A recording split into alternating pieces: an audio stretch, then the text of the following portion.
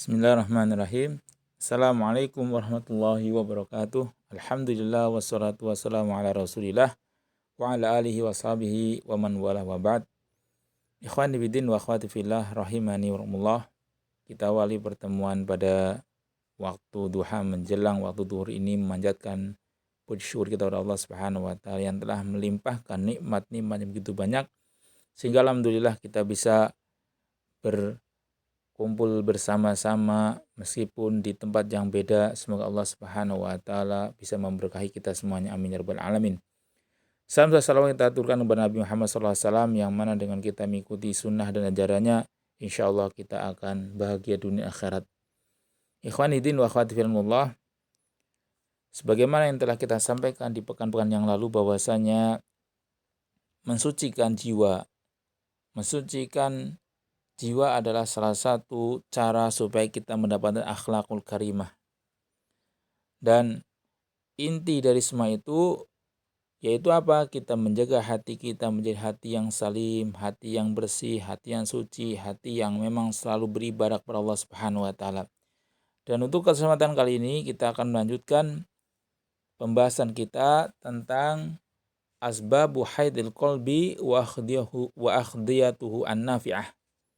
Yaitu sebab hidupnya hati dan nutrisi yang bermanfaat bagi hati.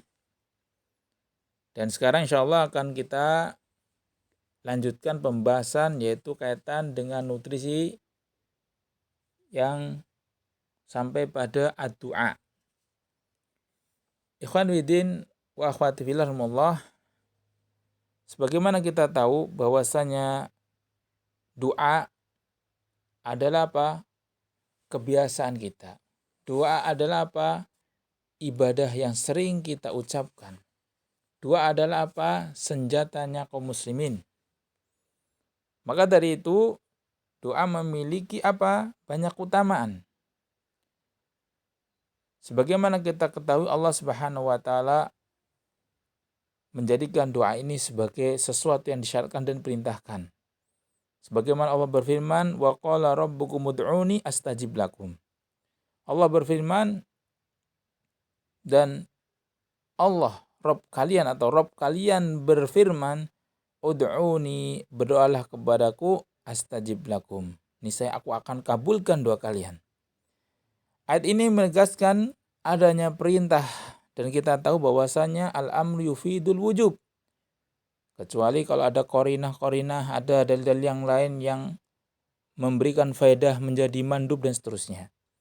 Tapi di sini bentuknya adalah perintah. Maka perihal doa adalah sesuatu yang diperintahkan Allah Subhanahu wa taala, dan salah satu kabar gembira kita yang diberikan oleh Allah kepada kita adalah apa? Allah akan mengabulkan doa-doa kita. Selama doa itu terpenuhi syarat-syarat sahnya doa. Makanya di sini Allah Subhanahu wa taala menjelaskan fa'amarna Allahu azza wa jalla bidu'ai wa wa'adana bil ijabati. Tsumma uqiba biqouli azza wa jalla innal ladina yastakbiruna an ibadati sayadkhuluna jahannama dakhirin. Kemudian apa? Allah Subhanahu wa taala memerintahkan kita untuk berdoa dan menjanjikan bagi kita sebuah pengabulan. Kemudian Allah mengakhiri dengan firman-Nya, sesungguhnya orang-orang yang sombong untuk beribadah kepadaku, sesungguhnya orang yang sombong untuk berdoa kepadaku, niscaya mereka akan masuk ke neraka jahanam dengan kondisi hina dan dina.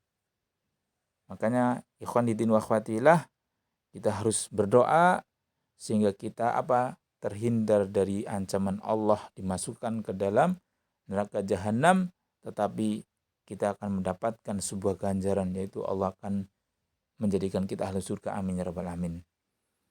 Kemudian juga disabdakan oleh Rasulullah sallallahu alaihi wasallam dari sahabat Abu Hurairah radhiyallahu anhu, ani Nabi sallallahu alaihi wasallam qal man lam yas'alillaha yakhdab alaihi.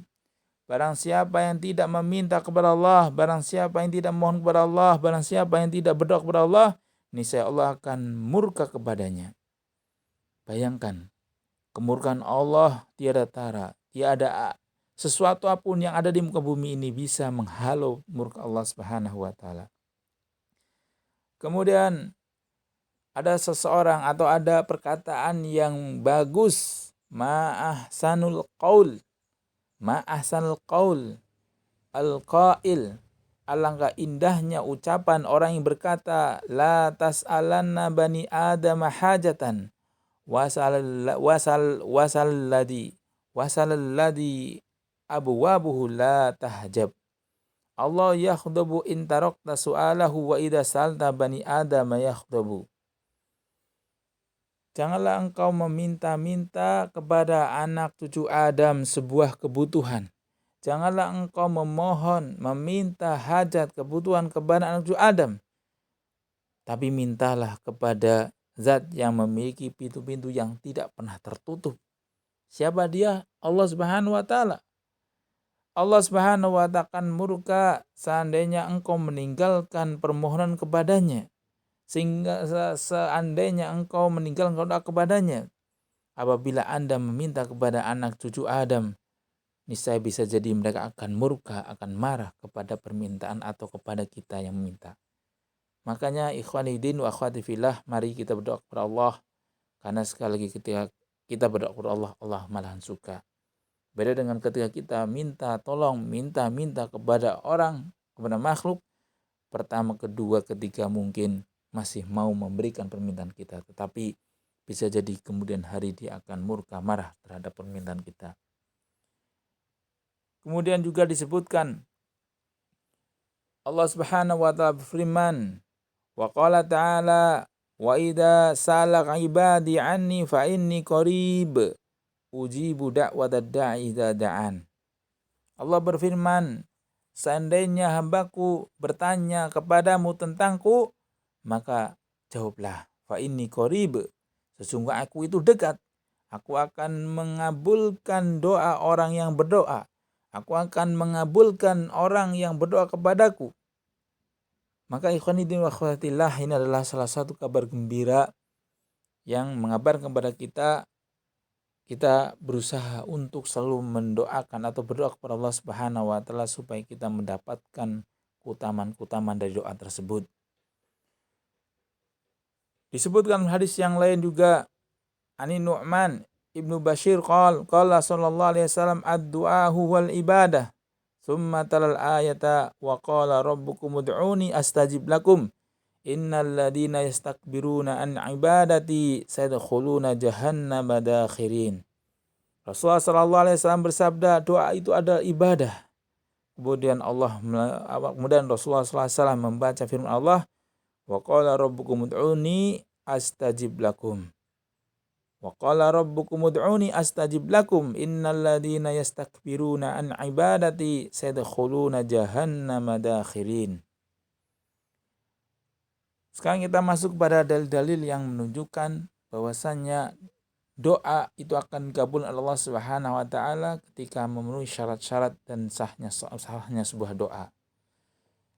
Di sini disebutkan qala rahimahullah taala wa du'a'u yaqta'u biqabulihi li'umumil ayatil lati qaddamna dzikraha wa kadzalikal ahaditsul atiyatu idza istawfa syurutus sihhah. Doa memiliki sebuah kepastian. Doa mengandung kepastian akan diterima oleh Allah Subhanahu wa taala. Ini didasarkan firman Allah Subhanahu wa taala yang bersifat umum pada firman-firman Allah Subhanahu wa taala yang telah kita sebutkan. Begitu juga dari hadis-hadis yang akan kita sebutkan kapan? Idza stawfa syurutus sihhah, tatkala syarat-syarat sahnya doa itu telah terpenuhi. Makanya kita sebagai Allah Subhanahu wa taala yang butuh dengan doa, maka kita harus memperhatikan apa? Memperhatikan syarat-syarat sahnya doa. Di antara dalil yang menunjukkan Allah akan mengabulkan doa kita, dari sahabat Salman radhiyallahu anhu, beliau berkata bahwasanya Rasulullah SAW bersabda, innallaha hayyun karimun yastahdi idza rafa'ar rajulu yadayhi ayyaruddahuma sifran khaibataini. Sungguhnya Allah Subhanahu wa ta'ala itu maha malu, maha mulia, maha dermawan, maha pemurah, yang mana Allah akan malu apabila seseorang mengangkat kedua tangannya kemudian Allah menolaknya sia-sia, Allah menolaknya dengan hampa dan sia-sia. Allah malu. Oleh karena itu Allah akan mengabulkan permintaan-permintaan tersebut. Kemudian dalam hadis yang lain, an Abi Sa'id al-Khudri anna Nabiy sallallahu alaihi wasallam qala ma min muslimin yad'u bi da'watin laysa fiha ismun wala qad'iyatu rahimin illa atahu Allahu biha ihdas salasin imma ayu ajjilaha da'watahu wa imma ayyudakhiraha fil akhirati wa imma ayyusrifa anhu minas su'i mislaha. Dari sahabat Abi Sa'id al-Khudri bahwasanya Nabi Muhammad SAW bersabda, ma min muslimin yad'u bida'watin, tidaklah seorang muslim berdoa dengan sebuah doa laisa fiha ismun, yang di dalam doa itu tidak ada kandungan dosa, wala qad'iyatu rahimin, dan tidak mengandung memutus tali silaturahmi, illa atahullahu biha ihdas salasin, melainkan Allah akan mengabulkan, Allah akan mengkaruniakan doa tersebut dengan salah satu 3 hal. Imma ayu ajjilahu da'watahu. Bisa jadi Allah akan menyegerakan pengabulan doa itu di dunia. Wa imma ayyudakhiraha fil akhirati. Bisa jadi Allah akan menjadikan tabungan doa tersebut nanti akhirat kelak. Wa imma ayusarrifa anhu minas su'i mislaha. Bisa jadi Allah akan memalingkan dari keburukan yang setimbal dari doa tersebut. Makanya ikhwan din wa akhwati fillah, kita ketika berdoa kepada Allah harus kita pahami, ya, belum tentu doa itu dalam bentuk yang kita inginkan. Bisa jadi opsi yang kedua, jadi tabungan. Bisa jadi Allah menginginkan apa? Menghindarkan sesuatu yang berbau keburukan yang setimpal dengan doa yang kita harapkan. Kita akhiri dengan perkataan dari Umar bin Khattab radhiyallahu anhu, ana la ahmilu hammal ijabati walakin ahmilu hamma du'ai faman ulhima du'au fa innal ijabata ma'hu. Dari sahabat Umar bin Khattab radhiyallahu anhu, beliau berkata, saya tidak terlalu fokus terhadap apa adanya pengabulan sebuah doa. Jadi Umar bin Khattab menasihati kita, jangan sampai kita tersibukkan bahwasanya doa kita itu akan atau pasti dikabulkan. Tapi apa? Aku akan memikirkan doa itu sendiri. Jadi aku tidak memikirkan terkabulnya doa, tetapi aku akan memikirkan doa itu sendiri. Maka barang siapa yang diilhamkan kepadanya untuk berdoa, maka pengkabulannya pun apa? Akan ada bersamanya. Maka ikhwani fillah wa akhwati fillah, yang penting kita berdoa dan berdoa. Dan insyaallah subhanahu wa ta'ala akan mengabulkan doa itu. Itu saja yang bisa kita sampaikan, kurang lebih maaf. Akhirul kalam wa sallallahu Muhammad anil hamdulillah amin. Subhanallah, asyhadu an la ilaha anta astaghfiruka wa atubu ilaik. Akhirul kalam. Assalamualaikum warahmatullahi wabarakatuh.